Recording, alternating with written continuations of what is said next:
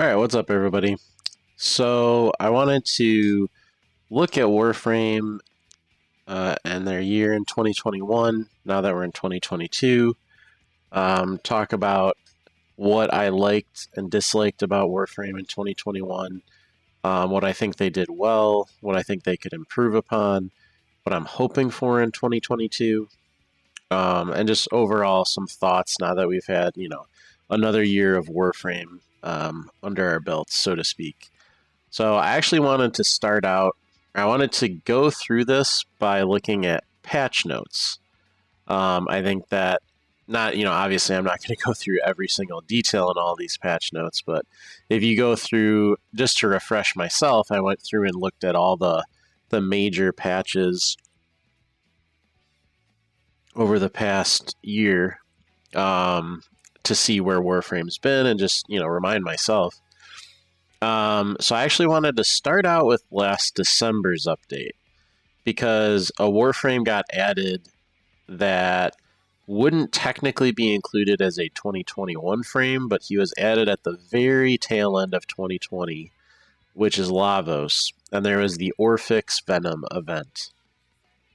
So I think when people were building their necromechs, there was a big expectation that there would be some type of boss we would fight on Deimos. Because if we look at the previous open worlds, so Plains of Eidolon, we needed to build our amps and improve our spoiler mode to fight Eidolons.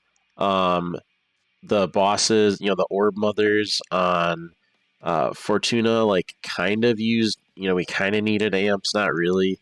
But we needed to use arc guns to take down Prophet Taker. So there was some new system added in those open worlds that we ended up using in a boss fight. So I think a lot of people thought there was going to be some kind of boss fight on Deimos, and there really never was. There was the Deimos Arcana patch with the vaults, or the isolation bounties, but honestly, those, I've talked about those before. I thought that was an incredibly underwhelming patch. For me, the highlight of the end of 2020 going into 2021 was really Lavos. I think Lavos is one of the most interesting frames in the whole game. I don't necessarily think he's the most powerful, but I do think Lavos is really, really, really cool. And it gave me a lot of hope looking towards 2021 because we'd already seen some concept art and we already kind of had some ideas of what was coming in 2021 because of what we saw at TennoCon at 2020. We'd seen, concept art for Sevagoth, and there was some concept art for Ureli. We knew that Caliban existed, stuff like that. I don't know if we knew it back then, but so I had a lot of hope. Orphix Venom, I wasn't personally a huge fan. It was okay. I think in retrospect that they were trying to set up New War at this time. The event was okay.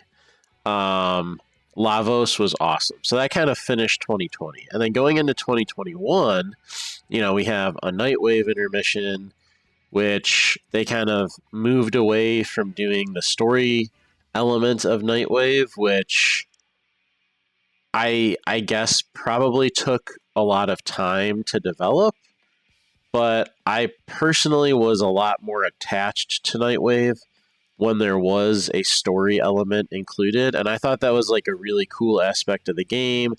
It let them explore some different lore, because everything has been, everything for years now has been focused on this singular, New War arc, outside of some pretty isolated stuff. So I really like things like the Lavirian or the Nightwave stories, things that let you get a glimpse into the world of Warframe outside of just the New War. So I think that I would hope eventually we get more story-based Nightwaves. I think that was pretty cool. and it all, there's also like really cool like themed cosmetics with those and stuff like that. So I hope that that comes back. But this was just a Nightwave intermission, so kind of recycled Nightwave rewards, which that's great for new players. It's a way to get stuff like Forma and Umbral Forma and some cosmetics for free. So I think Nightwave is amazing for new players. It's a huge improvement over alerts, but some more recycled content. Then we got Star Days for Valentine's in February, which was like, basically it's like any holiday event in Warframe, right? Like usually holiday events you can grind all the rewards in one day easily, or one evening of playtime. So I don't really, I hesitate to call this like too much content. um then Octavia Prime releases are always a little weird, because if you know what you're doing, if you're a veteran, you're going to be prepared for a primal release, right? You're going to have Steel Essence, you're going to have all your syndicates maxed out. So as soon as the update hits, you just buy a bunch of relics with your standing and your Steel Essence. You buy a bunch of relic packs, instantly get all the relics you need. You go do rad shares because you have the void. You're able to rad relics because you have that prepared, and you can get all the prime stuff in like an hour, or like a couple hours. And that's even if your RNG is like not great. You might need to go farm relics, like worst case scenario. But either way, it's like this is content that takes veteran players or people who kind of know how to farm primes. This stuff only takes, like, once again, like one night of playing. Now for newer players farming primes, because a lot of newer players, like, they don't know about relic packs, they don't know how easy it is to farm prime stuff or how to target it well, how to do, go to recruit chat, look for rad shares or whatever. So if you're just cracking relics and trying to get a rad, or trying to get the rare reward on your own, like, that can take a while. So this is, can be more time consuming content for newer players. Then we get into Corpus Prime. So this was all setting up for the Call of the Tempestari. This is where I feel like the middle of the year was really good for 2021 for Warframe.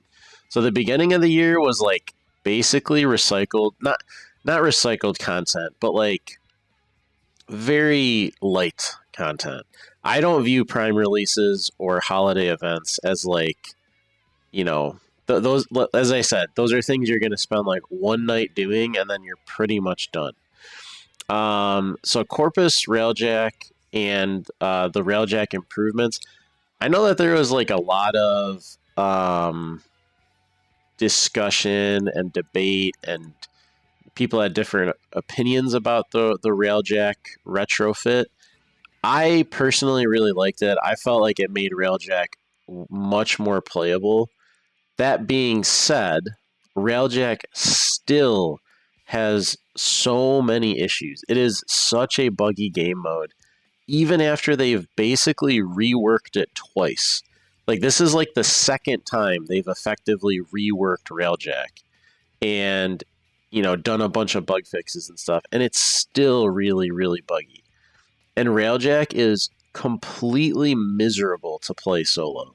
Like, I mostly play solo because, I like to play a lot of off meta frames and like weird weapons, and like, I play Warframe for fun. I don't want to like rush to the end of a mission, but I also don't really want to spend like an hour in a mission. And I went to go farm anomaly shards for Caliban in Vale Proxima, and it was literally taking me almost an hour solo to do each of those missions if a Murex spawned.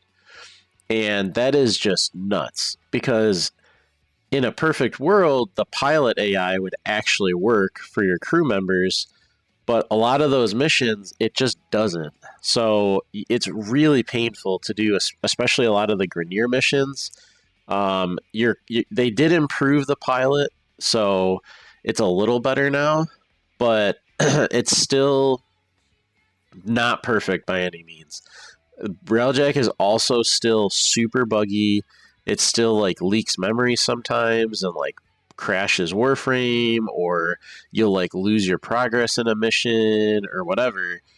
And when you're in a mission for 5 minutes, that's fine. But if you're in like a void storm and you've been in there for like one void storm can take you, like I said, 30, 40 minutes if you're solo. If you're doing all the, extra objectives, which frankly, that's kind of why you do Railjack, right? Like most people don't do Railjack. So a lot of those things that come from Railjack, which you get from those secondary or tertiary objectives, sell for pretty good plat. So one of the draws of doing Railjack is it's a decent way to make plat because all the all the mods and blueprints and stuff sell for pretty good prices. It's really good endo. It's pretty good, pretty decent credit. So you can kind of like, farm pretty much everything at once by doing like void storms or railjack missions. So but it just takes so long for solo players. I would really like if there was like a little bit of improvement for the solo railjack experience as well as the fixing some of the bugs that are still in Railjack ever since it came out. There's some of the same bugs. So overall, like, this was like kind of cool, but like, if we're just being honest, like the Railjack retrofit was like them fixing a system that had been broken for a really long time. And Corpus Railjack was, I mean, it's the same stuff as Grineer Railjack, right? Like it's there's not too much of a difference between doing Grineer or Corpus.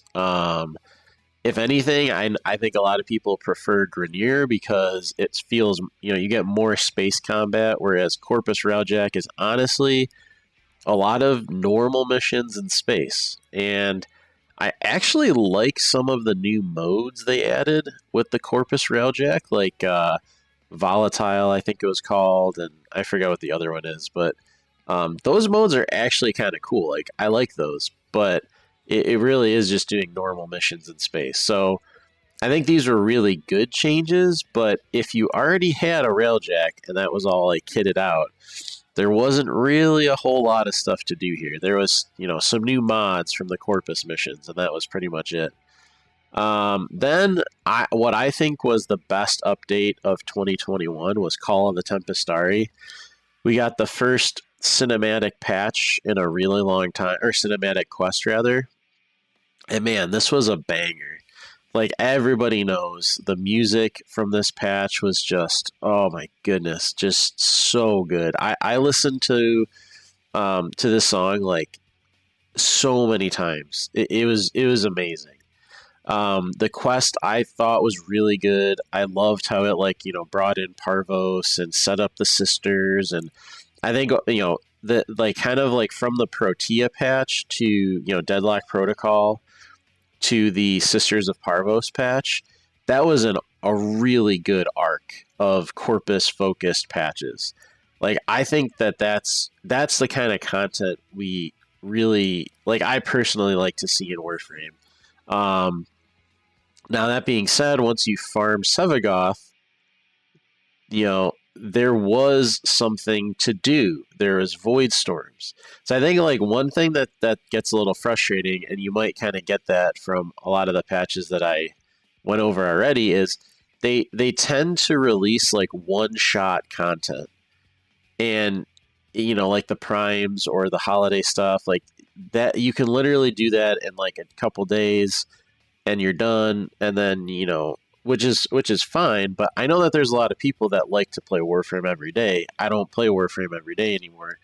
Now that I've kind of farmed everything pretty much. In retrospect, I almost regret farming Legendary Rank 1 because it kind of took away a lot of the goals that I had for playing the game. And now I'm I feel not that I've beaten the game, but I've done everything in the game. So but I really like Void Storms. I know they were really buggy at first, but I think, like I said before, like these are really fantastic. Like if you're gonna do just one mission in Warframe, a Void Storm is a really good option because you're cracking a relic. You usually get a relic. You get tons of credits, endo, maybe something you can sell like for plat. Like they're probably the best single missions to do in the game. Unfortunately, a lot of people don't do them because they're tied to Railjack, and people hate Railjack. So I thought this update was really good. Now then we get another prime or a prime vault, which is like, you know, barely content. Another prime, and then we get Sisters of Parvos, which, you know, had Ureli, all the sisters, which are the Corpus Liches. This patch was okay. Obviously, it brought a ton of repeatable stuff to do because, you know, there was all the new sister weapons, the new companions, which I actually like. I think some of the companions are pretty interesting. Maybe not, they're not the best, but they're usable. I think there was like some frustrations here. Like, I actually liked that they had this like final showdown with your Lich or your sister in Railjack. I personally think that that's really cool. I think that that fits the whole like Nemesis system thematically much better than them just randomly showing up at a mission and you have your final showdown. So I really liked that. However, there was some really annoying things added, such as like, you know, the BS damage mitigation that they gave Liches and Sisters, which like screwed over Revenant and you know, made Cedo and Banshee super OP, not super OP, but like, you know, and like, yeah, it's like Warframe is a power fantasy game, and like all people do is accumulate power, and DE continually every time like new content drops, it just seems like their number one objective is preventing people from actually leveraging that power, which is like the whole point of the game. So I don't know.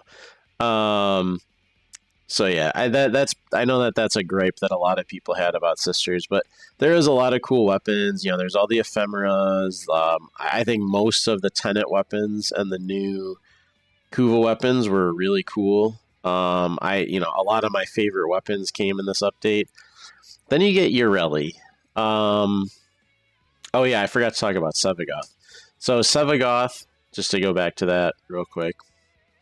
I personally think that Sevagoth was a very, very interesting concept that fell a little flat in, you know, once it was actually put into the game.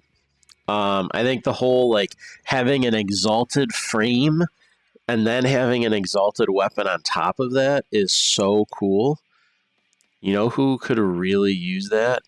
Equinox. DE, do this to Equinox.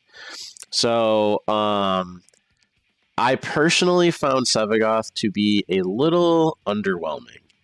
Now, obviously, Gloom is really good.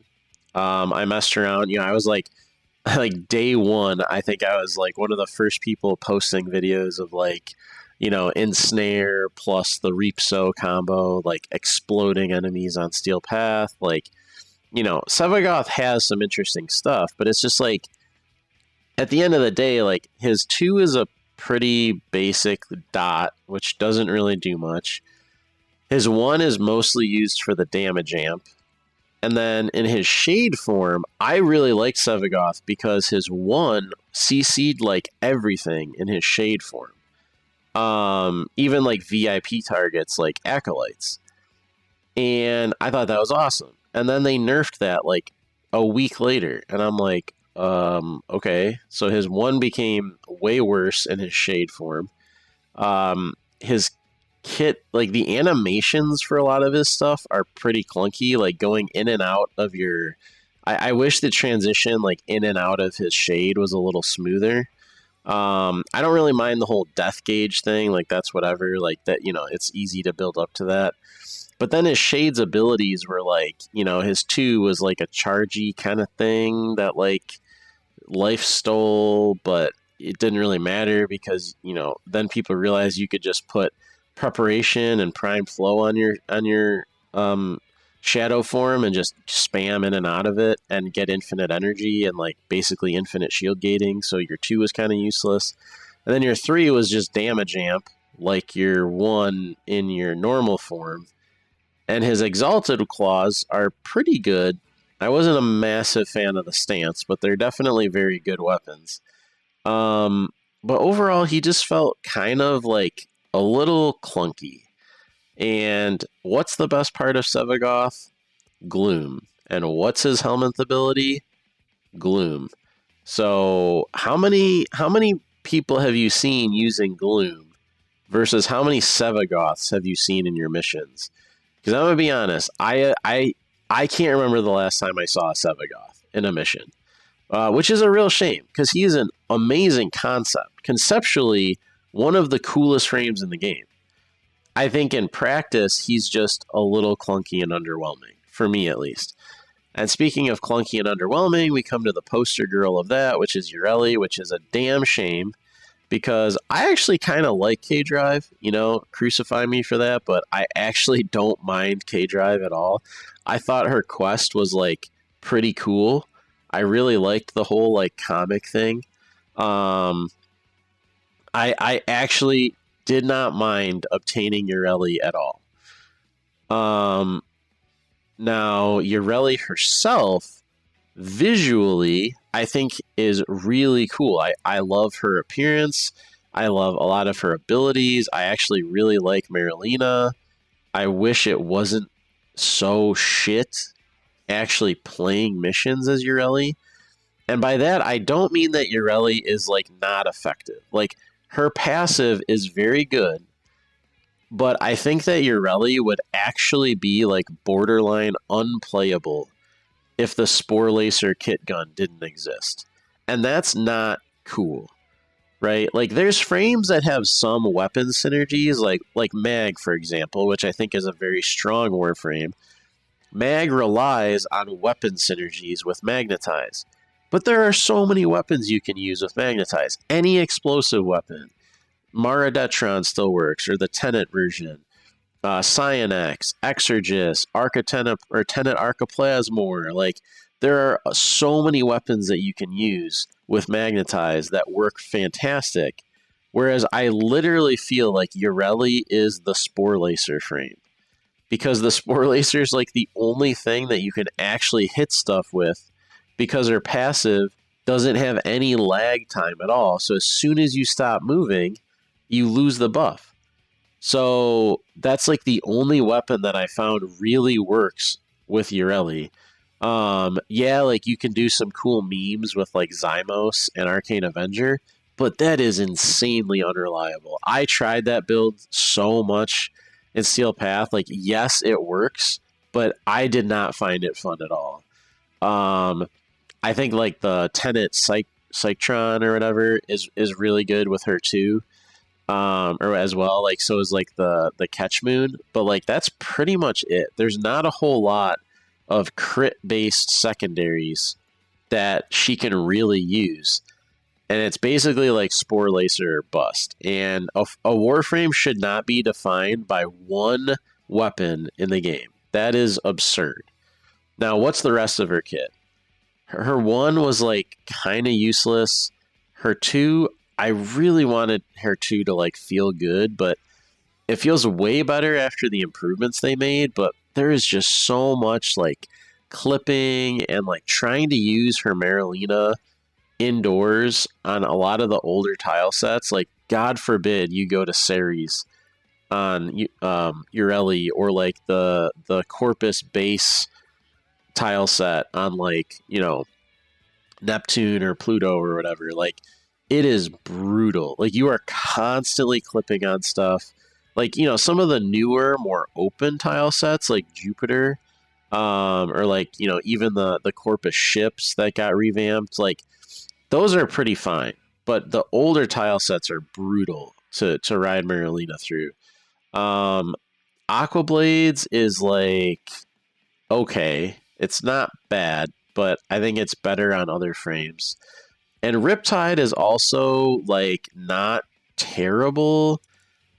It's pretty terrible. I just wish that it grouped enemies up better. I don't know. So I mean, Ureli was another frame that I thought could be really cool. And I love, like, I want to play Ureli so bad, but she is just she's just donkey. And I'm not saying you can't play her. You can definitely play her with Spore Lacer, but she is just not very good. So then we get into more kind of filler updates. Another update with like generic Nightwave stuff, which is whatever.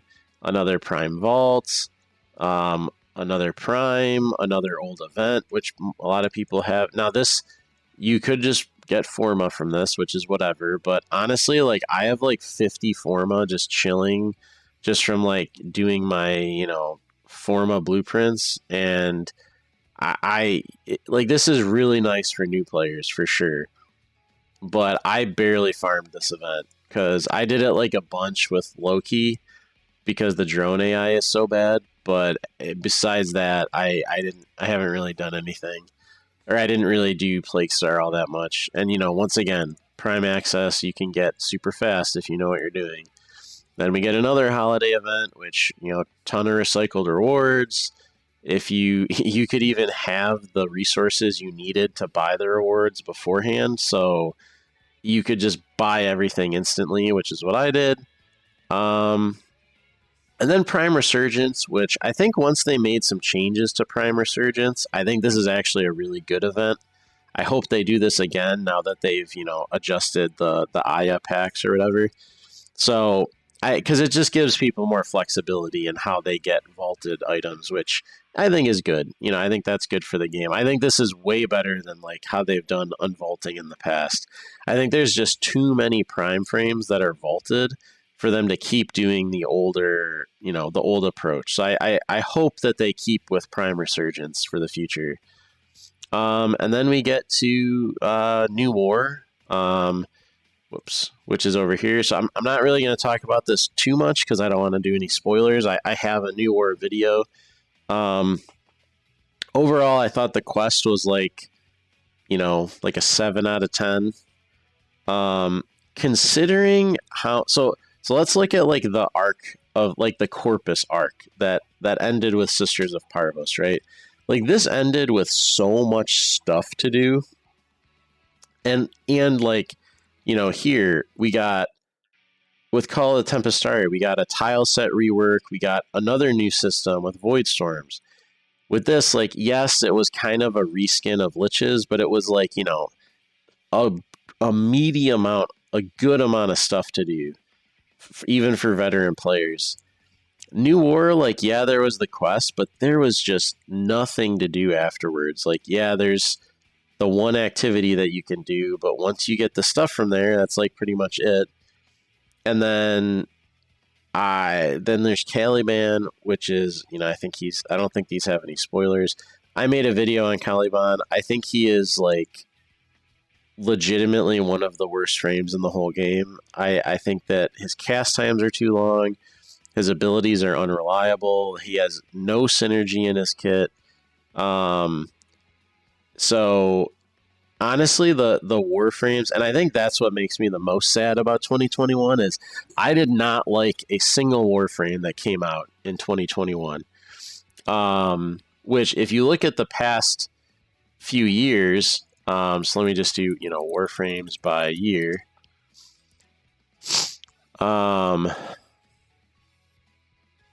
Right. So here's 2021. Now let's look at the 2020 frames. Lavos, really interesting frame, tons of interactions in his kit. Maybe not the strongest, but very cool, very fun to play. Zaku was, I think, a pretty interesting frame. They at least had like a pretty good amount of synergy in their kit. I think at first Zaku was pretty weak, but after some buffs, Zaku ended up being honestly probably one of the best endurance frames in the whole game. And with the one of the new augments, the 3 augment that they got, I think Zaku is incredibly strong. Protea is one of like the most amazing frames in the entire game, in my opinion. I think she is ridiculously strong. Great synergy. Her synergy within her abilities is not that insane, but her passive alone with Helminth existing makes her one of the most interesting frames because she is always going to have crazy build diversity. Whether you do like a Gloom Protea or like Breach Surge, or honestly, like I like her fourth ability. I think her fourth ability is really, really interesting. So I use that a lot as well. Like I don't even use a helmet on her a lot. And then we look at the previous year and we get Grendel, which I know a lot of people hate. I personally love Grendel. We got Gauss, who was just the pinnacle of synergy. I think this year was like the best year for Warframe design, I think. Now Grendel did require a lot of buffs, so did Gauss. Wisp is just a god tier Warframe. Hildryn, I personally love Hildryn. She's like one of my go-tos. I know a lot of people don't think she's that good. I think Hildryn with the augment for her 3 is pretty good, like AoE damage. And because I know the argument a lot of people use for Hildryn is that her 2 can be put on any frame. And while that's true, I think that there is synergy between her 2 and her 3. She can kind of shield allies. I generally subsume off or take off her 4 with Helminth because I don't really like that ability. Her 1 can do quite a bit of damage, since you're stripping armor and whatnot. And then, Baruch, tons of synergy, really cool frame. And we go back. And I mean, even, yeah. So I looking at the 2021 Warframes, and Caliban is not here, but I was very underwhelmed this year. It was a little disappointing. So we'll see. I don't know what the future is going to hold for Warframe. I think they really, really badly need to add some type of system or something that's like repeatable content that veteran players can do, because I just to be completely honest, like I don't really play Warframe all that much anymore, which is why I haven't been making videos. And frankly, I've just been having a ton of fun in Final Fantasy 14, and unless Warframe comes out with some kind of like better content or like more meaty patches, I'll come back and like do the new stuff. I mean, frankly, I haven't even farmed everything from the new war. I just haven't had the motivation. So I'm not like quitting Warframe. I think Warframe has incredible potential. I just really hope, I don't know like what is going on with their frame design, but these frames are just like, and Caliban is terrible. I don't know. I'm hoping 2022 is a little better for Warframe, because for me it pretty much peaked with like the Corpus story or the Corpus arc that started with the Deadlock Protocol. I thought that was wrapped up pretty nicely, but so the middle of the year I was feeling real good about Warframe, and then by the end of the year I was not. Once I farmed all the sister stuff, I pretty much stopped playing. And there was just not really anything to bring me back. So I'm hoping that changes in 2022. I hope there's some new systems. Some of the elements that were shown during the new war, and I'm trying, I'm not saying more because of spoilers.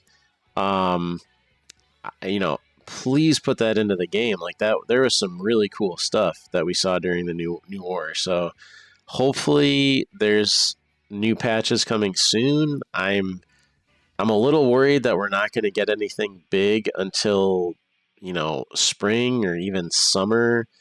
My biggest fear is that we're not going to get any big content patch until Duviri, which is probably targeted for August if we go by past experience. And I think if Warframe's next big like actual patch with real content for veteran player, I mean I hate using the term veteran player, but not new players.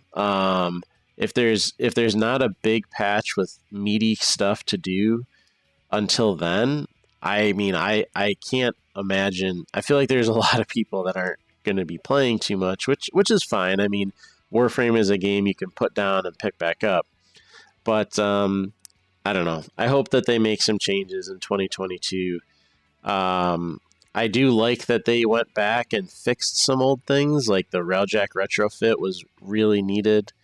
Um, I like that they're trying to tie different things together more. Like that's some feedback that they'd gotten in the past. So they are doing some stuff right. Don't get me wrong. But Warframe makes an ass ton of money. Like Warframe is not really like an indie developer anymore. This is a company that has, like industry leading offices. Like some of their audio work is absolutely phenomenal. A lot of their engine that they've made is like phenomenal. They make an absurd amount of money. It's one of the most profitable games on Steam. So it's not like they don't have the money or the resources to do more. Frankly, I don't really know why we get patches with such little content. Um, I'm honestly not sure, or why the Warframes we're getting have such glaring issues. Um, but yeah, so let me know what you think or what you're looking forward to in 2022. Um, like I said, this is not like a I'm quitting Warframe video. I love Warframe. I have 4,000 hours in the game. I'm legendary rank 1. I've done basically everything you can do in Warframe. Um, and I want the game to succeed because I think it's very unique and it's something special. And I just hope, DE keeps making improvements and doing better. So here's to 2022 in Warframe. See you, everybody.